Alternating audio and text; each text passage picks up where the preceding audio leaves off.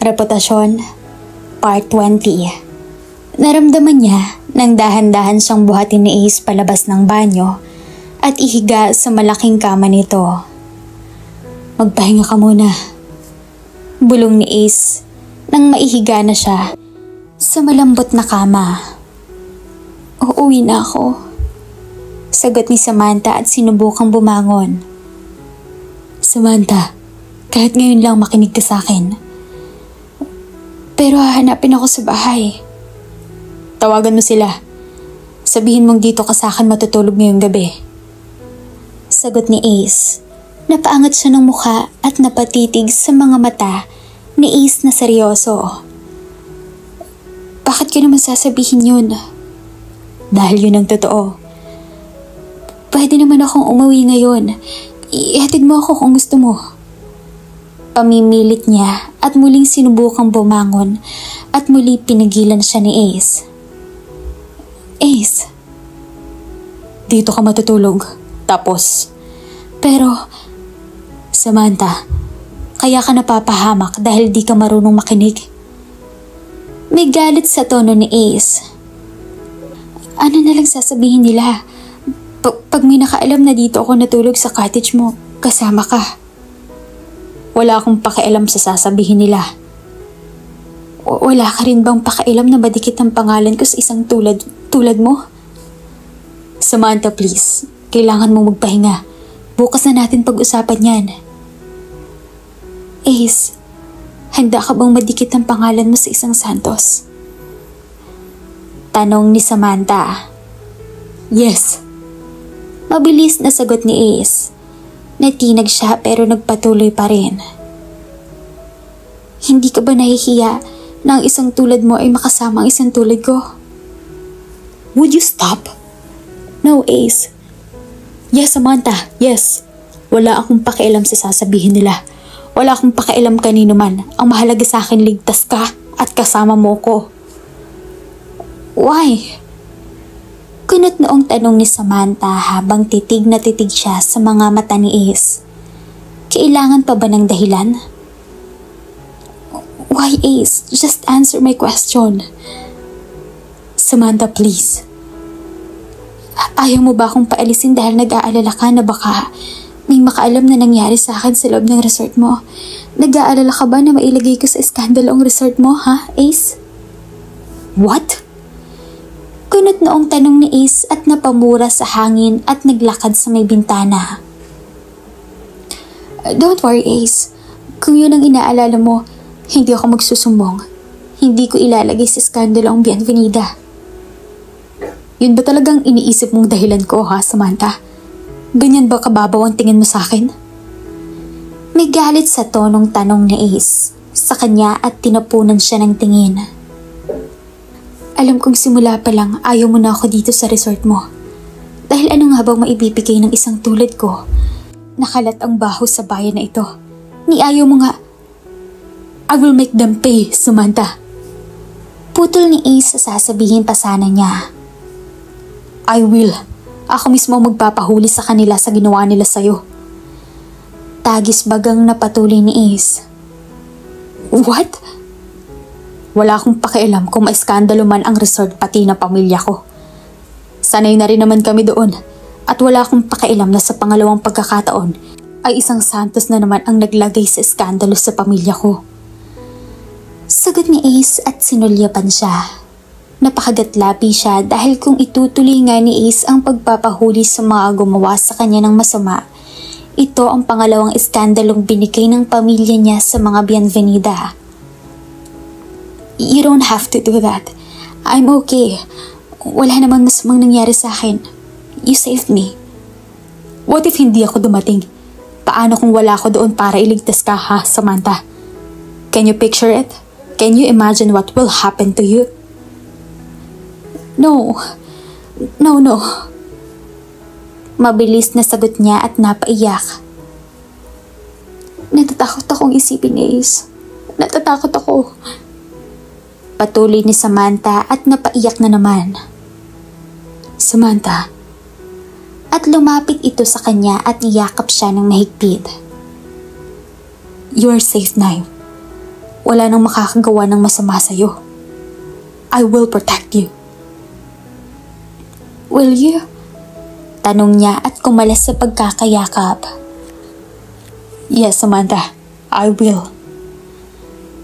Sagot ni Ace at pinunasan ang mga luha sa pisngi niya. Why? Ace, bakit kailangan mong gawin to? Bakit kailangan mong iparamdam sa akin ng ganito? Kailangan pa ba ng dahilan? Dahil ayokong umasa, Ace. Tell me, Ace, why are you doing this? Bakit mo ko tinutulungan? At bakit mo hahayaang malagay sa skandalo ang Bienvenida? Alam mong mainit ang mga mata ng mga tao sa bayan na to sa tulad ko. Alam mong maaaring walang maniwala pag sinabi ko sa kanila ang nangyari. Alam mo at alam ko na maaari nila akong pagtawanan. Pag nalaman ang nangyari sa akin at hindi paniwalaan na di ko gusto ang mga nangyari.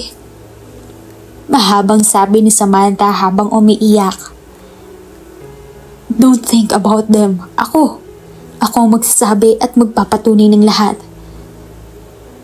Bakit mo hahayaang madikit ang pangalan mo sa akin, Ace? Tanong ni Samantha dahil may nais siyang linawin rito. Nais niyang marinig at umaasa siyang maririnig niya. Samantha, I think I'm falling in love with you. And I think I'm doing this because I love you. What? Bulong niya nang paulit-ulit na marinig kay Ace ang salitang I love you. God, Samantha, I love you and I can't help it. Sagot nito at bigla siyang niyakap ng mahigpit. God knows hate this, but there is nothing I can do about it. Pinigilan ko, but I can't. I love you, Samantha. Patuloy ni Ace habang nakayakap sa kanya ng mahigpit. Kumalas ito sa yakap at hinawakan ang magkabilang balikat at tumingin sa mga mata niyang ramdam niyang magang-magana sa kakaiyak. Samantha, kaya mo ba akong mahalin? Dahil ako kayang-kaya kitang mahalin at ipaglaban. Sigurado ka ba dyan? Pag-aalilangan niya.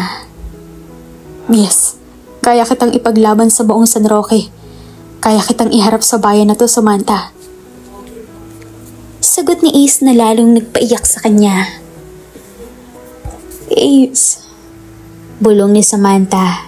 Niyakap ito ng mahigpit. Ang tagal na niyang nais marinig kay Ace ang mga salitang yon at sa wakas, narinig niya.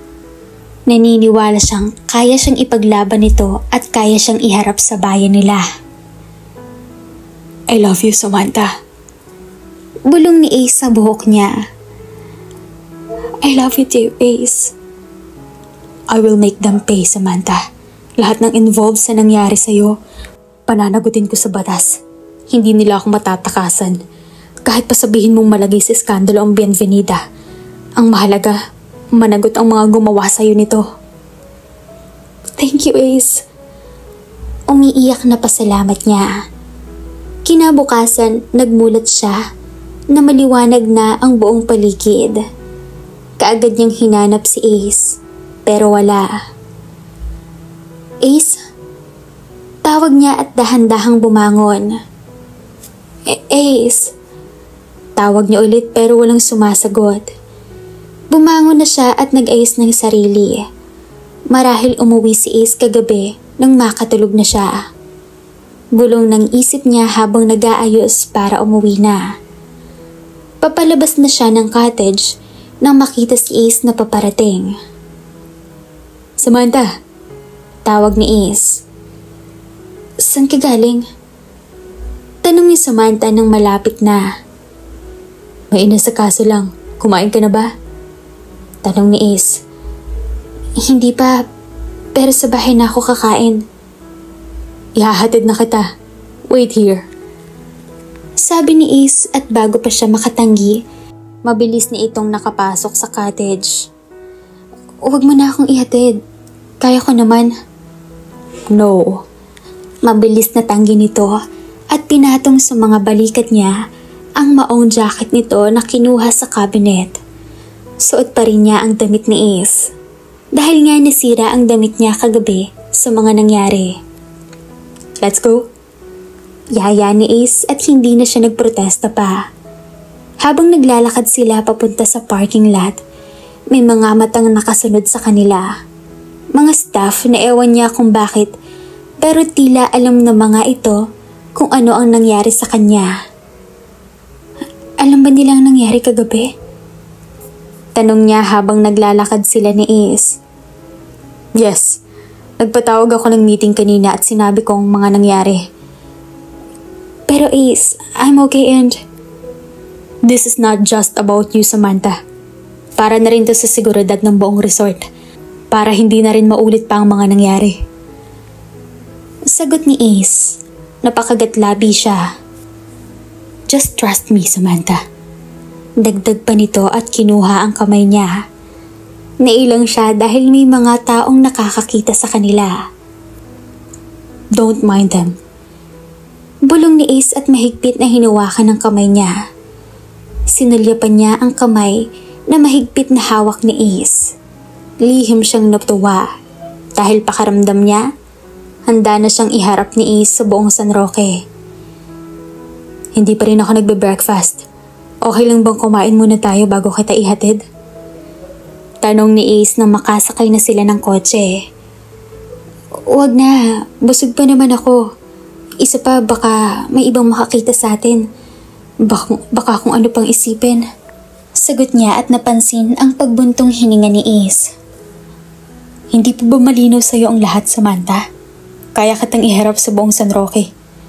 Kaya kitang iharap sa buong mundo. Kung itatanong mo kung bakit tulad ng sinabi ko kagabi, I love you, Samantha. And I will fight for you. I will protect you. Sabi nito at kinuha ang kamay niya. Magtiwala ka sa akin, Samantha. I need you to trust me. Bulong ni Ace at hinalikan ang kamay niya. Thank you, Ace. I love you, Samantha. Sabi nito bago pa siya makasagot. Nasa mga labi na niya ang mga labi ni Ace. Mapusok at mapanghanap. Nagpaubaya siya at gumanti rito ng halik. Wala silang pakialam kung may nakakakita man sa kanila sa ginagawa nila sa loob ng kotse. Pero mukhang wala naman dahil tinted ang salamin noon. I need you, Samantha. You make me hard. Bulong ni Ace sa mga labi niya. Ace? Bulong niya at siya na mismo ang muling humalik sa mga labi nito. Mas mapusok at mapangahas. Naramdaman din niya ang paglalakbay ng mga palad ni Ace. Sa leeg niya, pababa sa damit na suot niya. Napaigtad siya at di maiwasang mapaungol sa bagong karanasang nararamdaman sa loob mismo ng kotse ni Ace. Sa ilalim ng maliwanag na araw. I want you, Samantha. Bulong ni Ace at kinagat ang tenga niya. You can have me now. Malambing na sagot niya. Naughty. Sagot ni Ace at muling hinalikan ang mga labi. You will be mine tonight, Samantha. I promise. I love to. Sagot ni Samantha at kinagat ang ibabang labi, seducing him. Let's go. Kumain na muna tayo. Baka kung saan pa tayo mapunta. Nakangiting sabi ni Ace at inayos na ang sarili sa driver's seat. Napangiti siya at inayos ang nagulong damit dahil sa mga kamay ni Ace. Ito na ba ang simula ng relasyon nila? Mahal ba siya talaga ni Ace o naaakit lang ito sa kanya? Aaminin niyang mahal niya si Ace, pero nagdadalawang isip siya kung totoo bang mahal siya ni Ace at kung kaya nga ba siyang iharap sa mga mapanghusga na tao sa bayan nila. Hanggang saan naman kaya sila aabot ni Ace? Maraming tanong at pag-aalinlangan ang gumugulo sa isip niya. Pero saka na niya iisipin ng lahat ng yan. Ang mahalaga maging masaya siya sa piling ni Ace. Kung panandalian man ay hindi niya alam. Basta, she will enjoy every moment cause she loves him so much and she will accept everything happen in the future. Handa siyang masaktan sa ginagawang pagsugal niya sa pagmamahal kay Ace. Mukhang mas magaling ang batang yan kaysa sa mga kapatid. Ang batang Bienvenida ang nabingwit niya. Oo nga, sigurado jackpot yan at ang pamilya niya dahil malaking isda ang nahuli. Panigurado tiba-tiba ang mga yan. Iba din ang karisma ng pamilyang yan, ano? Dinig na dinig niyang bulungan ng mga kapitbahay nila habang nagtatapon siya ng basura sa basurahan. Alam naman niyang tila may 24/7 na CCTV sa lugar nila at sa pamilya nila yun nakatutok at walang pinapalampas na balita ang mga ito. Ilang beses na kasi nilang nakita si Ace na inihatid sundo siya nito sa bahay nila. At lumabas na rin ang balita sa bayan nila na iniligtas siya ni Ace mula sa mga manyakis na yon. Kaya yan, umaga't gabi sila pinag-uusapan sa lugar nila. Lahat interesado sa kung ano ang susunod na mangyayari sa kanila ni Ace. Bumuntong hininga lang siya at hindi na pinansin ang mga tsismosang kapitbahay. Sanay na siya sa mga ito. Ngayon pa ba siya magpoprotesta? Sanay na siyang makarinig ng masamang salita mula sa mga ito. Sa lahat ng yan at binabaliwala na lang niya. Sam, kayo na ba talaga ni Ace? Tanong ng Ate Angeline niya nang makapasok sa loob ng bahay. Bakit ba? Iritang tanong niya dahil bakit parang napaka-imposible sa lahat na isipin na isang Ace Bienvenida ang nagkagusto sa kanya. Wala lang, kung ako sa'yo hingin mo na lahat ng gusto mo habang nahihibang pa siya sa'yo. Sagot ng kapatid at napakunot noo siya. Anong ibig mo sabihin? Hoy, Sam, huwag kang tatanga-tanga dyan ha. Mulat ka naman siguro na kahit anong mangyari, hindi kayo magtatagal ng Ace na yon. Ano? Bakit naman? Anong bakit? Sam, isa kang Santos. Salot sa bayan na to, pamilya ng kaladkarin. Sagot nito habang pinapatuyo ang kuko. At tila ba baliwala rito ang sinasabi. Hindi ako katulad ng iniisip niyo. Sagot niya rito. Nasaktan siya sa sinabi ng kapatid, pero wala naman siyang magagawa dahil alam naman niyang ganoon na nga ang mangyayari sa kapatid. Iba naman kasi ang kinakasama nito, di pamilya at may edad, kaya nakukuha nito ang lahat ng luho. Turuan kita ha, una mong gawin, pabili ka ng kondo mo, para naman malaki-laki ang pundar mo. Isa pa, siguradong ibibigay niya yon. Dahil siya naman nakauna sa'yo, di ba? Nanlaki ang mga mata niya sa sinabi ng kapatid. Ate Angeline? Saway niya rito. Dahil wala pa namang nangyayari sa kanila ni Ace. Oo, madalas naghahalikan at naghahawakan. Pero hindi pa sila umaabot sa ganoong sitwasyon. At kung sakali man umabot sila, ibibigay niya ng buong buo ang sarili at walang hihingi na kapalit. Bakit? Totoo naman Kaya nahihibang sa'yo yan dahil siya ang nakauna sa'yo. Kaya ako sa'yo hingin mo na ng malaking kapalit para sulit naman ang virginity mo. Tumigil ka nga ate. Kaya ganyan ang sinasabi sa atin ng mga tao Lagi niyong hinihinga ng kapalit ang pagsiping niyo sa mga nakakasama niyo. Hindi ba kayo nahihiya? Araw-araw pinag-uusapan ng pamilya natin. Sinasabing masamang babae tayo. Namimera ng mga lalaki at pumapatol kung kani-kanino. And worst, naninira ng pamilya. Hiyaw niya dahil sa tinitimping galit. Bakit? Kung makikinig ba ako sa kanila, mabibili ko lahat ng kailangan ko. Kung pakikinggan ko ba sila, magkakapera ako? Hindi, di ba? Inis na sabi ni Ate Angeline niya at tumayo mula sa kinauupuan at naglakad palapit sa kanya. Huwag kang magmalinis dyan. Dahil kahit anong gawin mo, isa ka pa ring Santos, pamilya ng kaladkarin. Mariing sabi ng ate niya. Tama na! Sigaw ni Samantha at naitulak ang kapatid. Aba, matapang ka na ngayon. Porket may ace ka na ha? Pinagmamalaki mo siya? Galit na sabi ng ate niya at tinulak siya. Napasadsad siya sa mesa. Sorry ate. Paumanhin niya. Huwag kang mayabang, Sam. Dahil katulad ka lang namin. Maniwala ka sa hindi. Pag nagsawa sa'yo yan si Ace, iiwan ka rin. Minumulat lang kita. Hindi siya tulad ng iniisip mo. Pero tulad ko rin ng tingin niya sa'yo. Ate, bulong niya. Buksan mo nga mga mata mo. Sabi nito at muli siyang tinulak bago tuluyang umakyat ng hagdan. Napaiyak siya at napaupo sa silya. Wala na ba talaga siyang pag-asa? Wala na ba talagang lalaking pwedeng magmahal sa kanya at tanggapin siya bilang isang Samantha Santos? Oh my God, Ace! Huwag mo sabihin totoong naririnig ko. Na ikaw at ang bunso ng mga Santos ay nagkikitang lumalabas. Galit na bungad ng kanyang mama pagpasok nito sa silid. Ma! Ang aga-aga. Don't tell me, iho, nahihibang ka rin sa isang Santos na yon. You know who they are in this town. They are... Hindi matuloy-tuloy nito ang sinasabi. Ma, Samantha is different. Iho, she is living with those whore.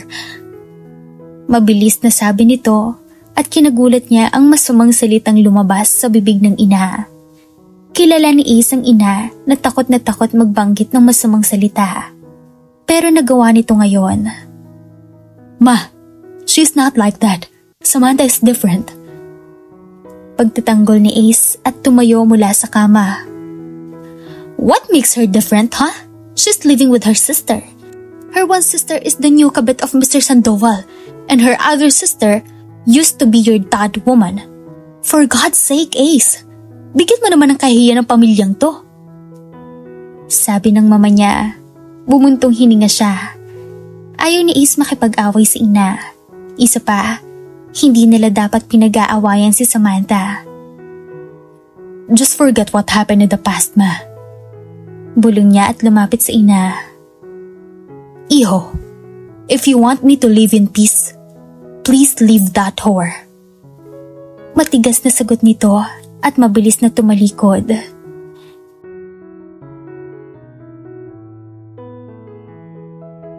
At dito na po nagtatapos ang ating kwento. Sabay-sabay po nating abangan ang susunod na kabanata. Maraming salamat po. Stay safe and God bless.